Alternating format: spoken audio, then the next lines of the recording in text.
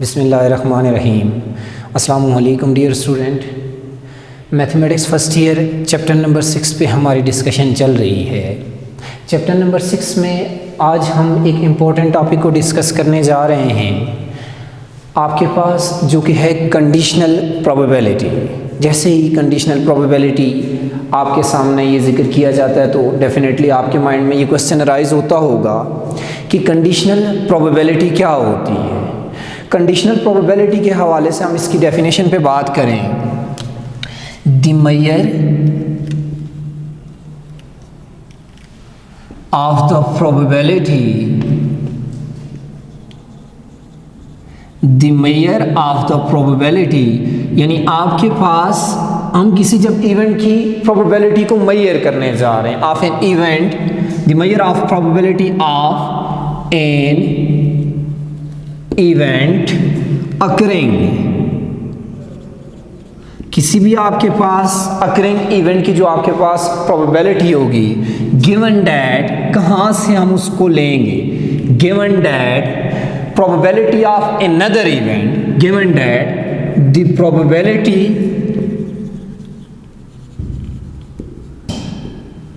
given that the probability of another event already occurred। हम जब इसके ऊपर एक एग्जांपल करेंगे तो आपके पास सारा कॉन्सेप्ट आपको क्लियर हो जाएगा।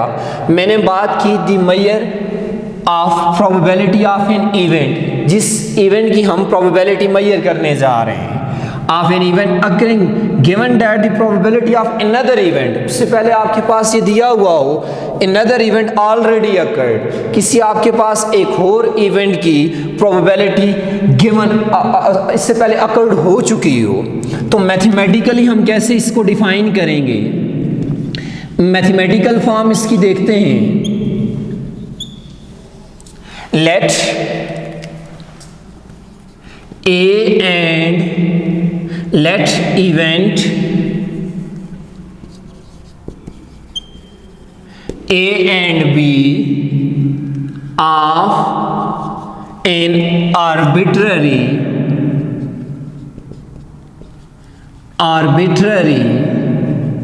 sample space।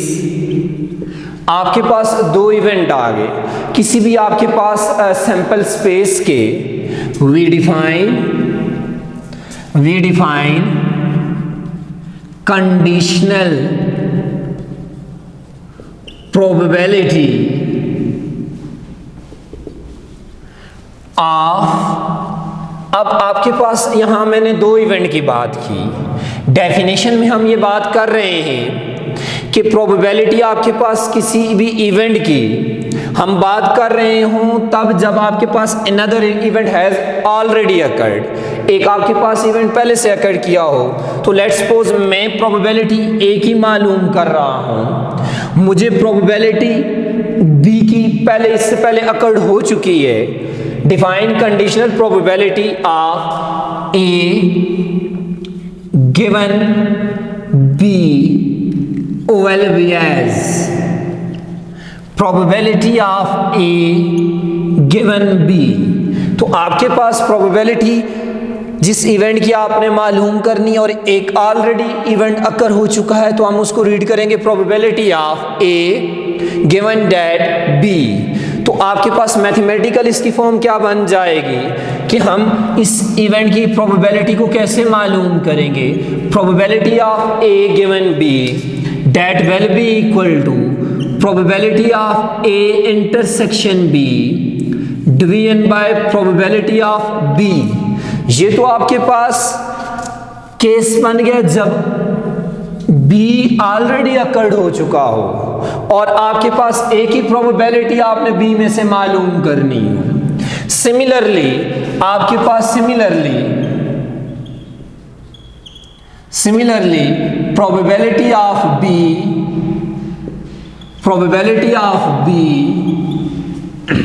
गिवन A, जब आपके पास A मौजूद हो तो probability of B given A कैसे आपके पास फार्मूला उसका डेवलप हो जाएगा। probability of B given A that will be equal to probability of A intersection B division by probability of A।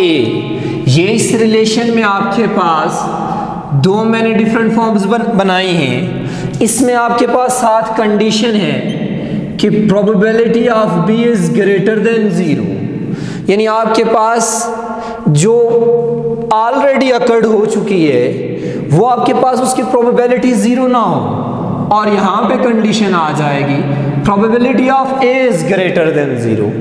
हमने ये चीज़ डिस्कस की हुई है कि आपके पास किसी भी इवेंट की प्रोबेबिलिटी 0 मिनिमम 0 होती है और मैक्सिमम आपके पास 1 होती है। अब कंडीशनल प्रोबेबिलिटी को अंडरस्टैंड करने के लिए एक एग्जाम्पल है स्टूडेंट्स, इसको आपने समझना ज़रूरी है। आपकी बुक में ये एग्जाम्पल मौजूद है। इस एग्जाम्पल में कह रहा है what is the probability of rolling a prime number in tossing a die given that odd has turn up. तो आपके पास सबसे पहले इस प्रॉब्लम में sample space rolling a die बन जाएगी 1 2 3 4 5 6। ये टोटल पॉसिबिलिटीज आपके पास एक एक्सपेरिमेंट में आ गई। उसके बाद स्टूडेंट्स ये यहाँ पे प्राइम नंबर की बात कर रहा है, तो प्राइम नंबर आपके पास लेट्स सपोज मैं यहाँ पे लिख देता हूँ इसके सोल्यूशन में, let A B the event that number is prime.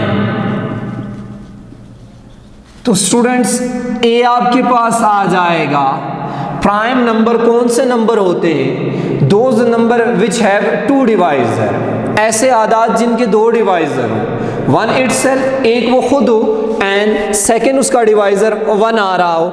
जैसे यहाँ पे आपके पास मैं एग्जांपल देता हूँ 3, तो 3 का एक डिवाइजर 3 खुद आ रहा है और एक 1 इसके 2 डिवाइजर हैं। जिन नंबर्स के 2 डिवाइजर आ रहे हों उनको प्राइम नंबर्स कहा जाता है। तो सैंपल स्पेस में प्राइम नंबर्स की पॉसिबिलिटी क्या है जी? 3 and 5। अब दूसरी बात in कर रहा है आड नंबर को मैं let's suppose B and B the event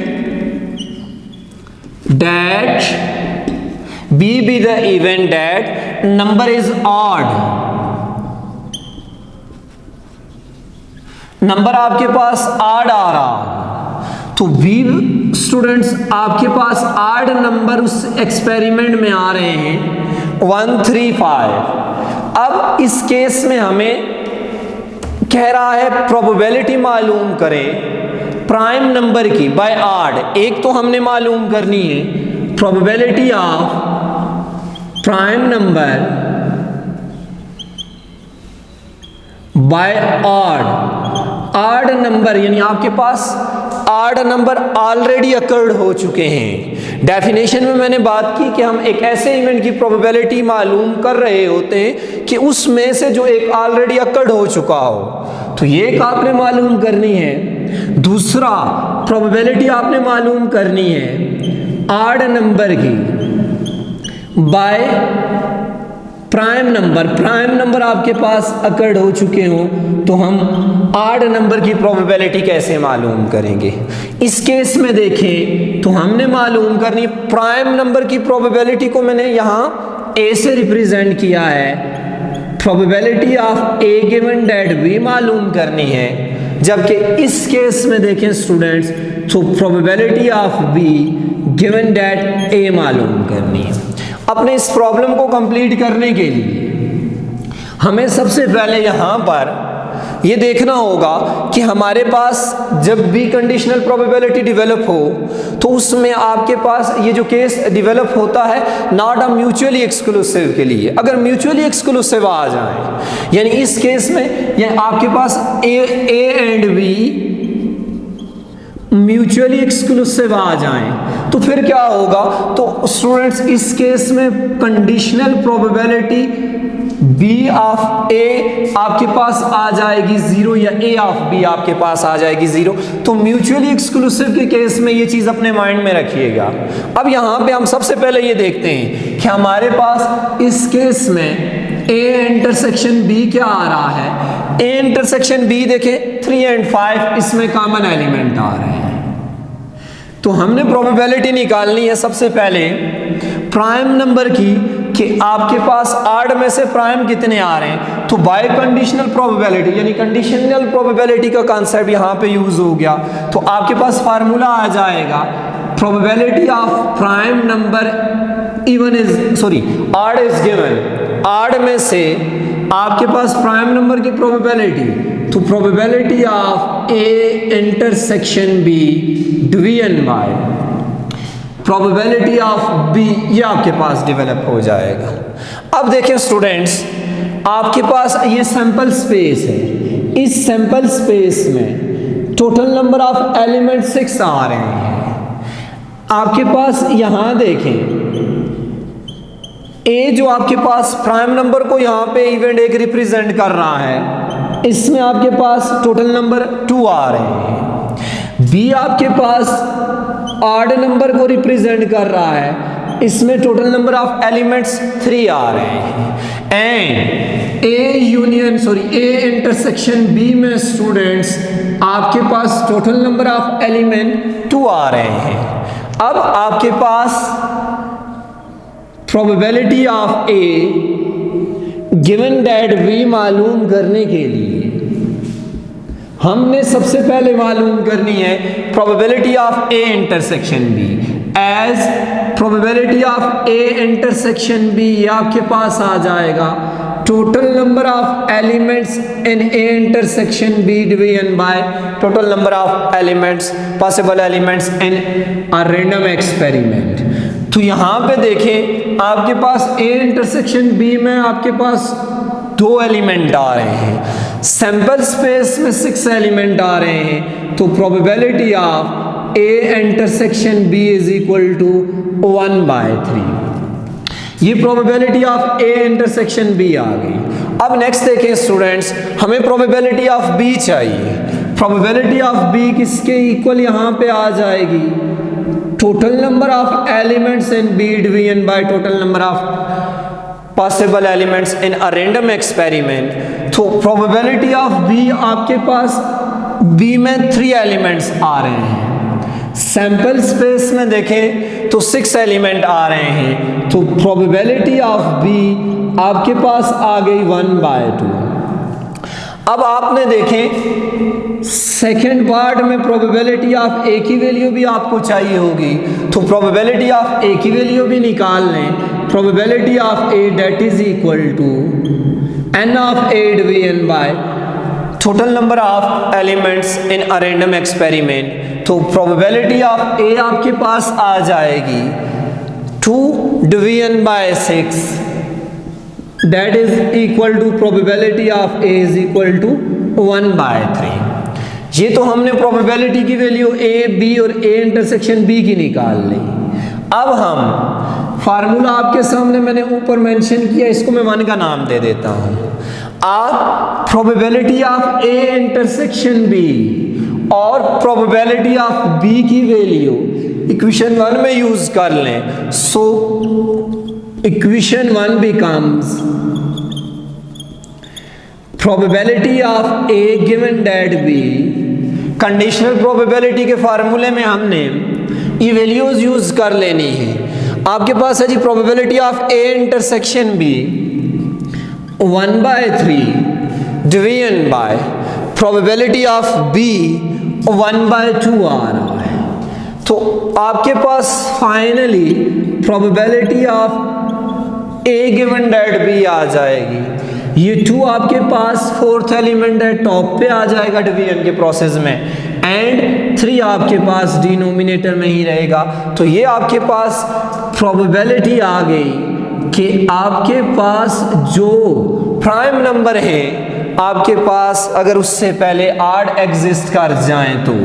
अब नेक्स्ट हमने पार्ट में यहाँ बात की कि हमने प्रोबेबिलिटी मालूम करनी है आड नंबर की बाय प्राइम, प्राइम में से आड नंबर की मालूम करनी है। तो प्रोबेबिलिटी आपके पास इस केस में फार्मूला आ जाएगा, probability of B given that A. यहां पे देखें स्टूडेंट्स, ए आपके पास इवेंट है प्राइम नंबर का, हमने प्रोबेबिलिटी मालूम करनी है आड नंबर की, आड नंबर को बी से रिप्रेजेंट किया हुआ है, बाय प्राइम, प्राइम से मालूम करनी है, प्राइम को ए से रिप्रेजेंट किया हुआ है, that is equal to probability of A intersection B division by probability of A, और यहां probability of A does not equal to zero, zero के इक्वल नहीं हो सकता, ग्रेटर देन जीरो होगा। कंडीशनल प्रोबेबिलिटी में यहां अब आपके पास देखें तो probability of B given A that will be equal to probability of A intersection B, ये आपके पास 1/3 है division by probability of A, probability of A भी 1/3 है। तो देखिए आपके पास probability of B given that A 3 से एलिमिनेट हो गया, तो ये आपके पास 1 के इक्वल आ गई। अब इस पॉइंट को थोड़ा सा और यहाँ पे फोकस कीजिएगा, हमने प्रोबेबिलिटी किसकी निकाली, बी की, किस में से, ए में से। अब यहाँ देखें ए के अंदर आपके पास 3 और 5 है, तो बी में आपके पास ऑलरेडी 3 और 5 हैं, तो ए पहले अकर हो चुका, हमने उससे मालूम करनी है, तो डेफिनेटली यहाँ पे आपके पास प्रोबेबिलिटी के जो चांसेस है वो 100% है। तो इस केस में प्रोबेबिलिटी बी गिवन दैट ए और 1 के इक्वल आ गई। तो आई होप कि आपके पास कंडीशनल प्रोबेबिलिटी के हवाले से जो आपके सामने मैंने डेफिनेशन, मैथमेटिकल फॉर्म और उसके साथ साथ एक एग्जाम्पल भी डिस्कस की, आपको समझ इस हवाले से ज़रूर आई होगी। कहीं भी आपके पास किसी भी आपके पास स्टेप की अगर आपको समझ ना आई हो, ज़रूर फीडबैक दीजिएगा, अपनी कीमती राय से ज़रूर आपके पास अपनी कीमती राय का ज़रूर इजहार कीजिएगा। नेक्स्ट पार्ट में हम नेक्स्ट देखेंगे, अगले आपके पास इसी से रिलेटेड अगले टॉपिक के ऊपर बात करेंगे। तब तक इजाज़त दीजिए, अल्लाह हाफ़िज़।